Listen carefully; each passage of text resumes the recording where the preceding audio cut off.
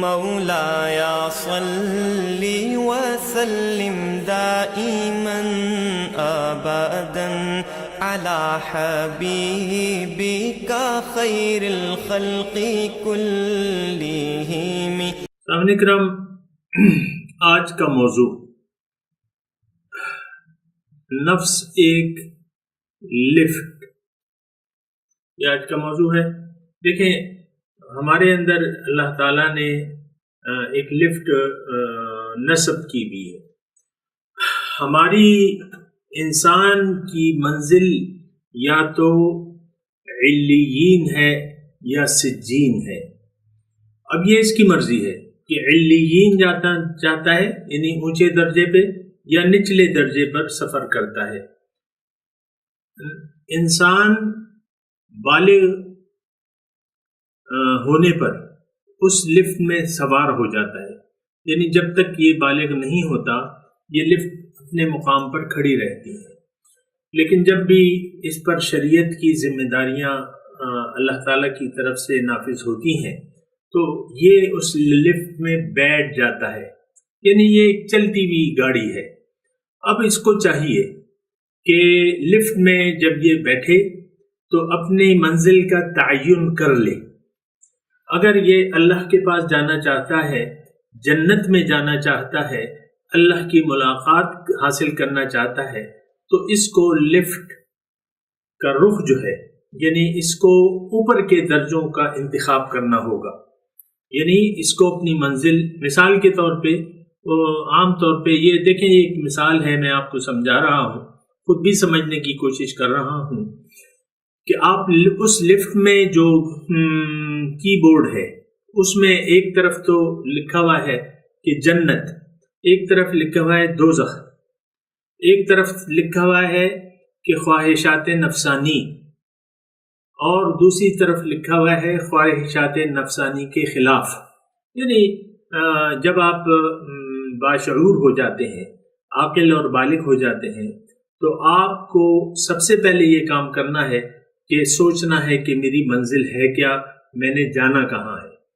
عام طور پہ تو یہ ہوتا ہے کہ ہم لوگ یعنی یہ زندگی کا جو سفر ہے بنا سوچے سمجھے اور بنا منزل کا انتخاب کیے کر رہے ہیں، اور اگر ہم نے منزل کا انتخاب کیا بھی ہے تو دانستہ یا نادانستہ طور پہ ہم نے باطل اشیاء کا انتخاب کر لیا ہے۔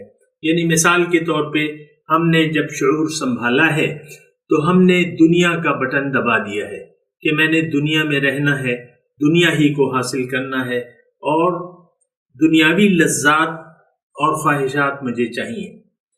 جبکہ اللہ کے بندے جو ہیں وہ سوچ سمجھ سے کام لیتے ہیں، اور وہ اپنی منزل کا یعنی اپنی منزل کا انتخاب کرتے ہیں اللہ کو۔ ذات باری تعالیٰ ان کی منزل ہوتی ہے۔ وَأَنَّ إِلَىٰ رَبِّكَ الْمُنْتَهَىٰ، اے انسان تمہاری انتہا، تمہاری منزل تو تمہارا رب ہے۔ تو رب اعلیٰ کا انتخاب کر کے بحیثیت مقصد حیات وہ انتخاب کر لیتے ہیں۔ اب یہ ایک لفٹ ہے، اس میں آپ جہاں جانا چاہیں وہ آپ کو لے جائے گی۔ اگر آپ جہنم میں جانا چاہتے ہیں تو دنیا داری کا بٹن دبا دیں، اور دنیا داری کا بٹن جب آپ دبائیں گے تو ظاہر ہے پھر خواہشات نفس ہوں گی، اور پھر ان کا پیچھا کرتے کرتے آپ موت سے ہمکنار ہو جائیں گے، اور اللہ نے چاہا تو انشاءاللہ آپ دوزخ میں پہنچ جائیں گے۔